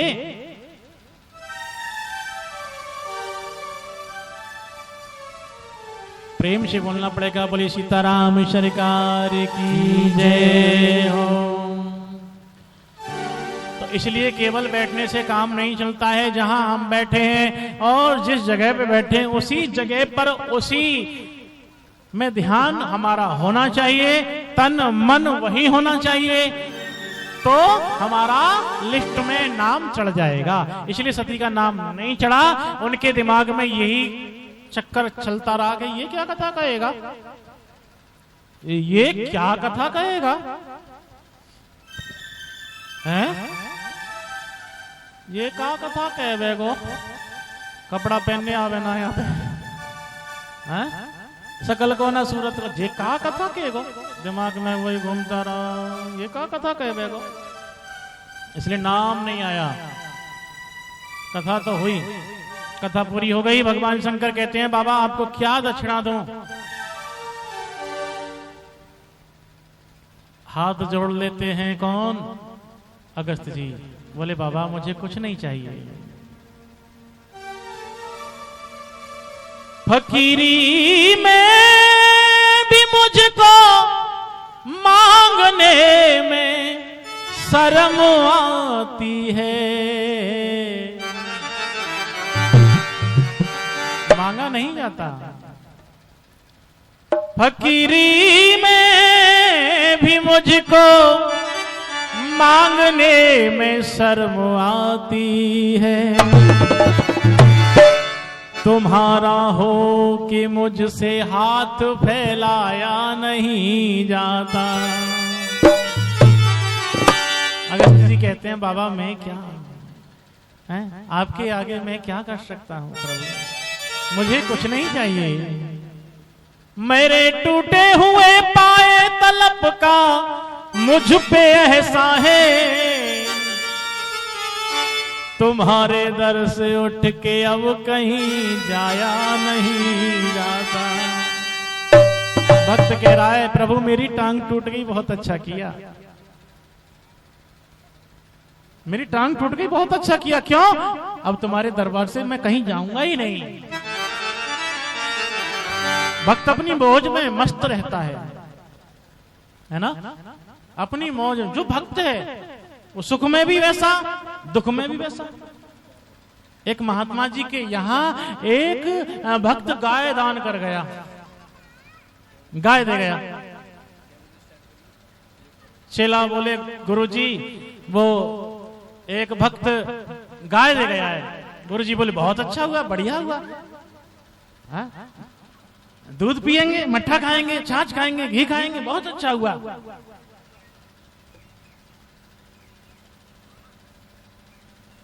दूसरे दिन चेला बोले गुरुजी वो भक्त आया था और अपनी गाय ले गया। गुरुजी बोले ये और बच्चा अच्छा हुआ, बहुत अच्छा हुआ। अरे क्या झंझट में पड़ते, गोबर उठाते हैं, कूड़ा करकट इकट्ठा होता, न्याल लाते, चारा लाते, कोई बात नहीं है, ले गया तो बहुत अच्छा हुआ। जो भक्त होते हैं सुख में भी और दुख में भी एक समान रहते हैं। किसी से उनकी मंजिल का पता पाया नहीं जाता। जहां वो है फरिश्तों का भी वहां साया नहीं जाता।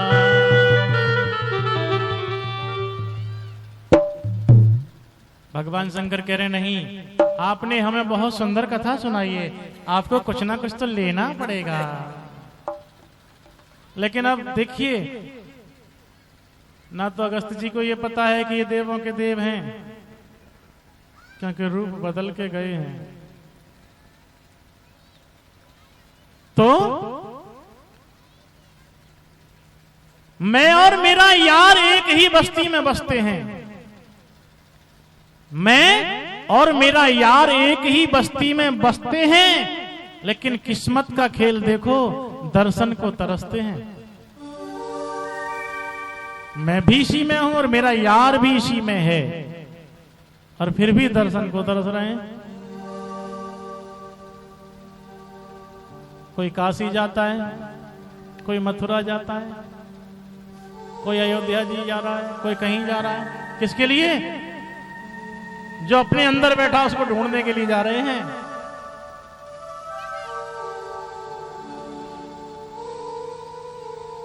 कोई काशी कोई मथुरा जाए, कोई काशी कोई मथुरा जाए, कोई हरिद्वार अयोध्या जी में, कोई काशी कोई मथुरा ढूंढे, कोई पानी कोई पत्थरे में, तूने हीरा हिराए दियो कचरे में, तूने हीरा हिराए दियो कचरे में, तूने हीरा।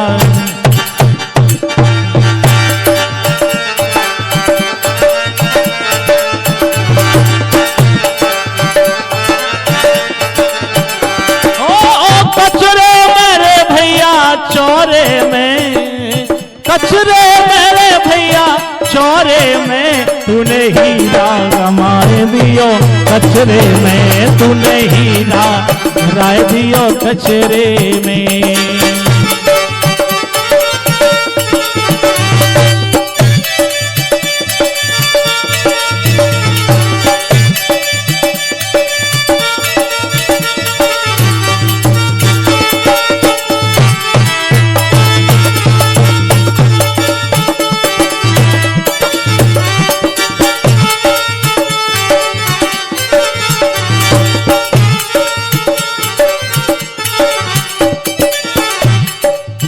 कस्तूरी कुंडल बसे मृग ढूंढे बनमा,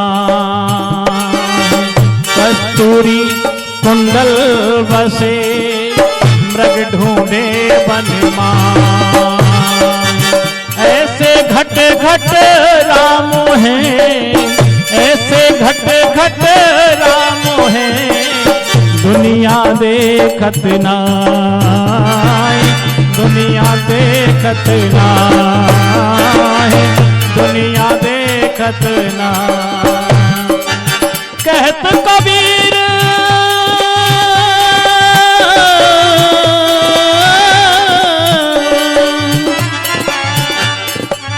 कहत कबीर ढूंढ जिन पायो, कहत कबीर ढूंढ जिन पायो, बांध लियो निज अतरे में, तेन हीरा गमाए दियो छोरे में, तेन हीरा।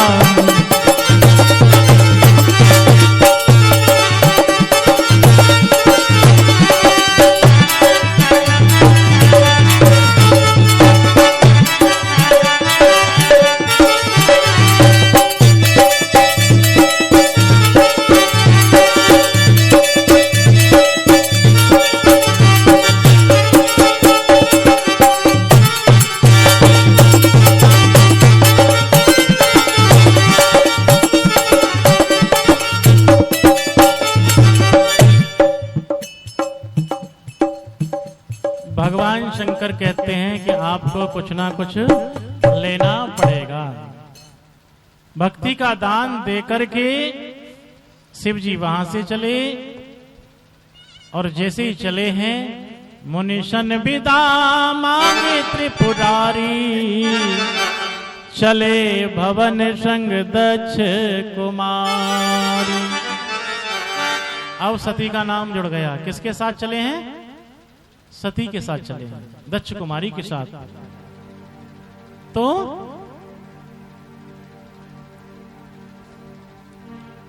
भक्ति का दान दिया है। और जैसे चले जा रहे थे सती के साथ में भगवान शंकर, तो भगवान शंकर ने क्या देखा कि जिनकी कथा सुन के हम आ रहे हैं ना, वो तो सामने हैं। कथा का प्रभाव ऐसा होता है, जिनकी कथा सुन के आए और सामने दर्शन हो गए। श्री राम जी और लखन जी मां सीता की खोज में वन वन घूम रहे थे, और तभी भगवान शंकर ने सर झुका करके प्रणाम किया। सती ने फिर से देख लिया और फिर पूछा, जंगल में किसको? सर झुकाया आपने। भगवान शंकर बोले, देवी जिनकी कथा सुन के हम आ रहे हैं वही मेरे प्रभु वन में घूम रहे हैं। पिता के वचन के कारण बनाए हैं और वन में उनकी पत्नी का हरण हो गया है और वो अपनी पत्नी को खोज रहे हैं। सती ने कहा, ऐसा हो ही नहीं सकता। भगवान हो, ईश्वर हो, और उनको ये पता ना चले कि उनकी पत्नी कहां पे है, ये भगवान नहीं हो सकते। शिव जी कह रहे, नहीं देवी, मेरे प्रभु नरलीला कर रहे हैं, आप मेरा कहना मानिए। सती ने कहा, नहीं, ऐसा नहीं हो सकता। ये राजकुमार हो सकते हैं लेकिन भगवान नहीं हो सकते। भगवान क्यों ऐसे भटकेगा? सती ने पति की बात को नहीं माना, विश्वास नहीं किया शिव जी की बात पर।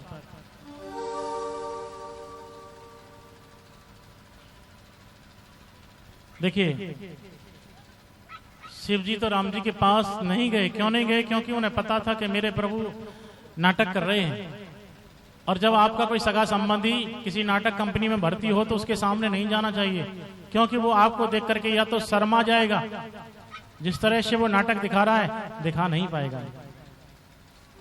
इसलिए शिव जी सामने नहीं गए कि मेरे प्रभु की पोल खुल जाएगी, मेरे प्रभु का भेद खुल जाएगा, इसलिए सामने नहीं गए हैं। इसलिए दूर से ही प्रणाम किया, क्योंकि शिव जी के और राम जी के 3 रिश्ते थे, 3 संबंध हैं। मित्र का संबंध, स्वामी का संबंध और सेवक का संबंध। एक दूसरे के मित्र हैं, एक दूसरे के सेवक भी हैं और एक दूसरे के स्वामी भी हैं। और जब तक हमारे बीच में ऐसे संबंध हैं तब तक कोई हमें अलग कर नहीं सकता, कोई हमें तोड़ नहीं सकता। आपका किसी से प्रेम है और उसमें ये 3 रिश्ते जुड़े हुए हैं, तो आपके प्रेम को कोई कभी भी तोड़ नहीं सकता है। ये रामायण कहती है।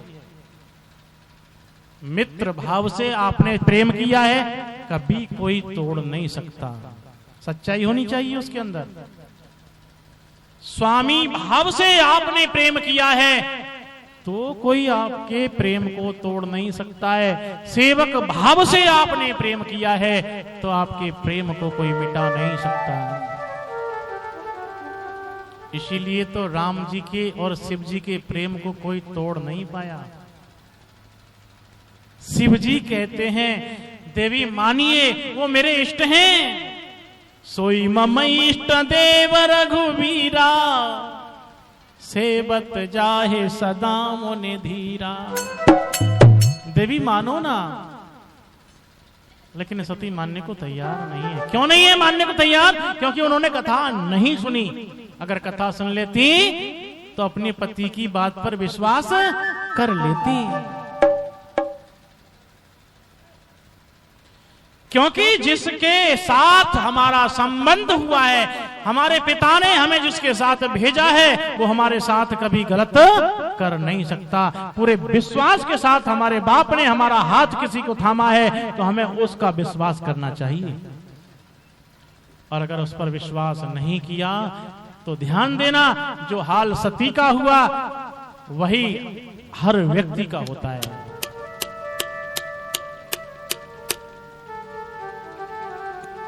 भगवान शंकर दुखी हो गए, बोले देवी मानो ना। नहीं मानती हैं। भगवान शंकर ने कहा आपको मेरी बात पर भरोसा नहीं है ना, तो आप खुद जाकर के परीक्षा ले लो। हाथ कंगन को आरसी किया और पढ़ने वाले को फारसी किया। लेकिन जिसने फारसी पढ़ी है उसी के लिए तो है, और जिसने पढ़ी नहीं है तो वो क्या जानेगा।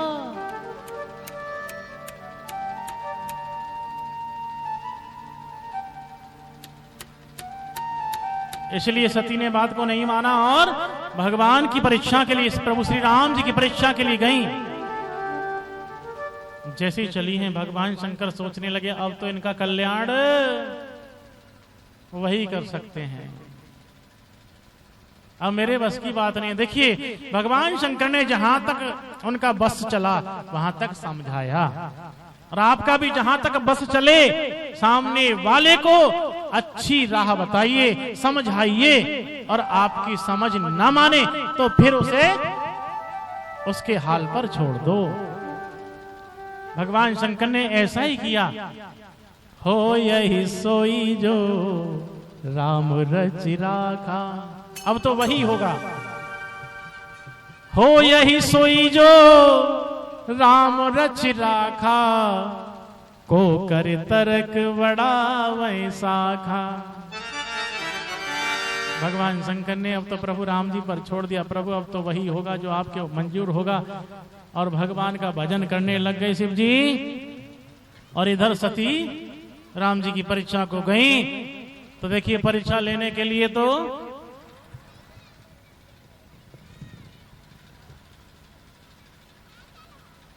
सती ने सोचा परीक्षा कैसे लें, अगर ऐसे ही जाते हैं तो भी परीक्षा नहीं हो पाएगी।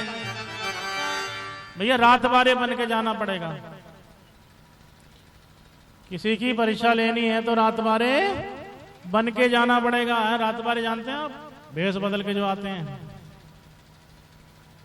इसलिए सती ने भेष बदल लिया, और भेष किसका बनाया? सीता का बना लिया।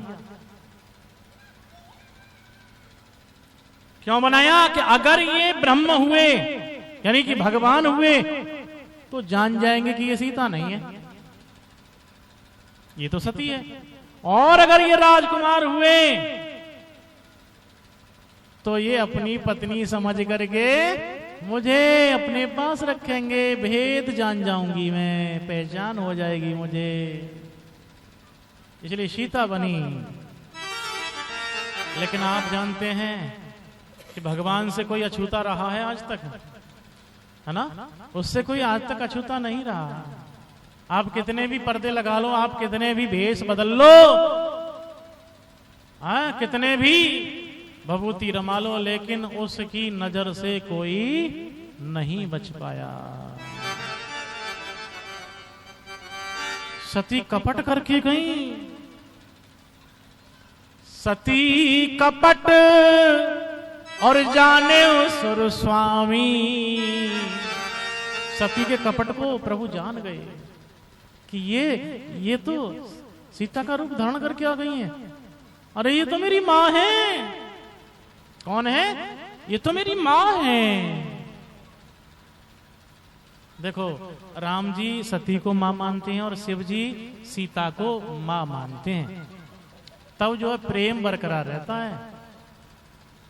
ये रामायण हमारी बता रही है, अगर आपका किसी के घर में प्रेम है तो भैया उसकी पत्नी को माँ के समान मानोगे तो आपके प्रेम में कभी भी खटास पैदा होने वाली नहीं है। एक दूसरे की पत्नी को माँ के भाव से देखोगे तो आपके प्रेम में, आपकी प्यार में कभी खटास आने वाली नहीं है। अगर कहीं आपका संबंध है तो इसी दृष्टि से देखना उसके घर परिवार की बहन बेटियों को, तो आपका कभी संबंध बिगड़ेगा नहीं।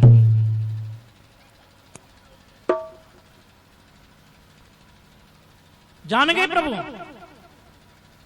सती कपट जाने सुर स्वामी, समदर्शी सब अंतर्जामी। वो सबको समान देखने वाले हैं ना, समदर्शी हैं। इसलिए हाथ जोड़ लिए, इशारा कर दिया हाथ जोड़ करके कि मैंने आपको जान लिया कि आप मेरी माँ हो। हाथ किसको जोड़े जाते हैं? माँ के लिए। मैं आपको जानता हूं, आप छुपिए मत, आप भेष को बदलिए मत, आप असली रूप में आ जाइए। जोरे पान प्रभु की न प्रणामो, नहीं समझ पाई। फिर खुले शब्दों में कहा, मैं महाराज दशरथ का बेटा राम हूं, पिता समेत लीन निज नाम। और बताइए, कहे बहार कहां बरस के तू, भोलेनाथ कहां है? विपिन अकेले फिर हो के ही हेतु। आप जंगल में अकेली क्यों घूम रही हैं?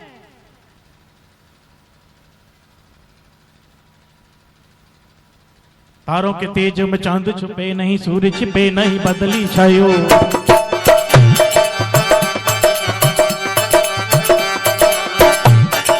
तारों के तेज में चांद छुपे नहीं, सूर्य छुपे नहीं, बदली छायो। भीड़ पड़े रजपूत छुपे नहीं, दाता छुपे नहीं, मांगने आयो।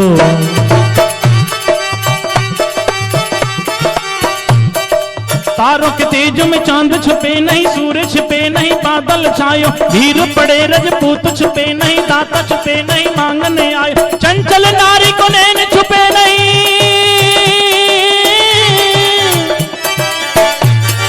चंचल नारी को नैन छुपे नहीं, प्रीत छुपे नहीं, पीठ दिखायो। चंचल नारी को नैन छुपे नहीं, प्रीत छुपे नहीं, पीठ दिखायो। कभी गंग कहे सुन सा अकबर, कर्म छुपे न भभूत लगायो, कर्म छुपे न भभूत लगायो, कर्म छुपे न भभूत लगायो, कर्म छुपे न भभूत लगायो, कर्म छुपे न भभूत लगायो।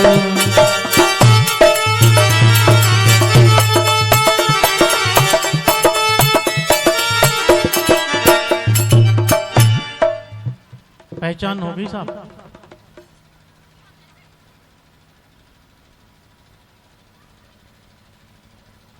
अब तो सती उल्टे पैर शिव जी की तरफ चलने लगी। अब पहचान हो गई कि कौन है ये तो भगवान है। प्रभु राम जी ने सोचा कि अगर इन्हें वैसे ही लौटा दिया तो फिर दोबारा इनको वहम हो जाएगा, इसलिए कुछ चमत्कार दिखाना चाहिए। तो जैसे ही सती जिधर को भी जा रही हैं, उधर ही राम सीता लक्ष्मण तीनों दिखाई देने लग गए। तीनों दिखाई दे रहे हैं चारों तरफ, राम सीता लक्ष्मण दिखाई देने लग गए।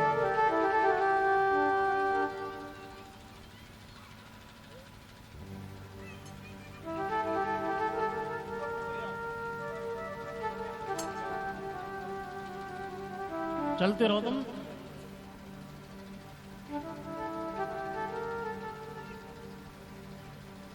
सती को चक्कर आने लगे, बेहोश हो गई। बहुत देर के बाद मूर्छा उठी है।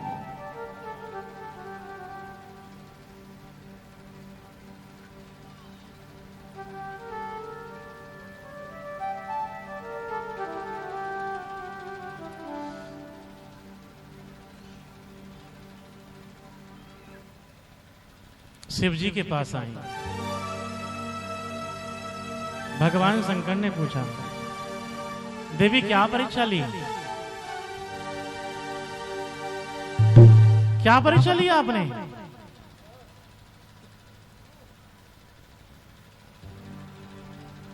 कछु न परीक्षा लीन गोसाई। महाराज मैंने तो कोई परीक्षा नहीं ली, कीन प्रणाम तुम्हारी नाई। महाराज मैंने कोई परीक्षा नहीं ली, मैंने तो आपकी तरह